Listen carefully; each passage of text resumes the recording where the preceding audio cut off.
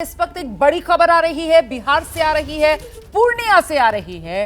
पप्पू यादव को हराने के लिए तेजस्वी यादव ने बड़ा बयान दिया। आप जानते हैं पप्पू यादव जो है निर्दलीय पूर्णिया से लोकसभा चुनाव मैदान में उतरे हुए हैं। पूर्णिया सीट जो इंडिया गठबंधन में आरजेडी के कोटे में आई और आरजेडी की तरफ से बीमा भारती को जहां से उम्मीदवार बनाया गया। अब तेजस्वी यादव कह रहे हैं अगर आप बीमा नहीं जिताना चाहते तो एनडीए को जिता दीजिए। उन्होंने कहा इंडिया को वोट दें या एनडीए को, मतलब सीधे सीधे पप्पू यादव के खिलाफ खुलकर सामने आ गए हैं तेजस्वी यादव। सुनिए।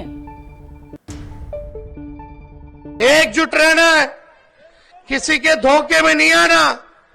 ये कोई एक व्यक्ति का चुनाव नहीं है, ये दो धारा, या तो एनडीए या तो इंडिया, या तो एनडीए या तो इंडिया की लड़ाई है।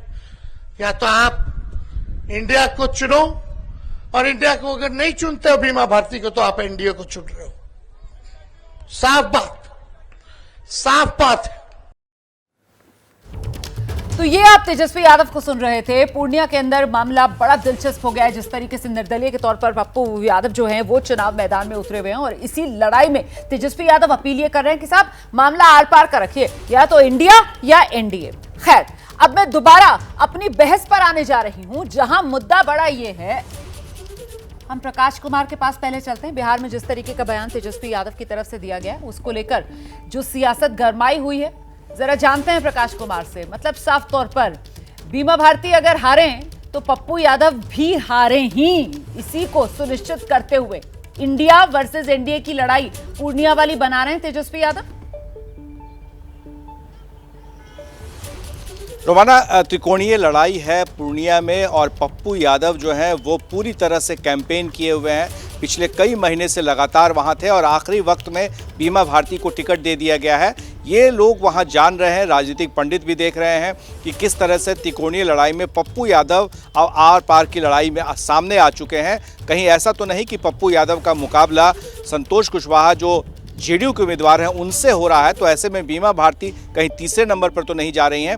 तो ऐसे में आखिरी दाव तेजस्वी का ये है कि अगर वो इंडिया को नहीं जिता रहे, यानी कि बीमा भारती को उनके समर्थक अगर वोट नहीं दे रहे हैं, तो इससे बेहतर है कि एनडीए के उम्मीदवार जो जेडीयू के हैं संतोष कुशवाहा को जिता दे।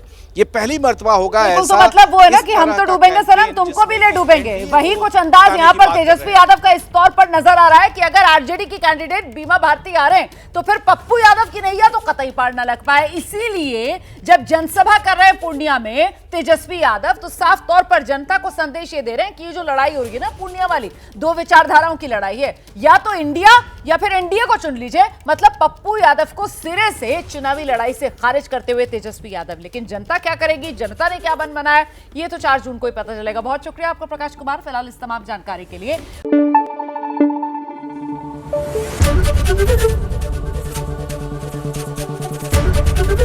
एबीपी न्यूज आपको रखे आगे।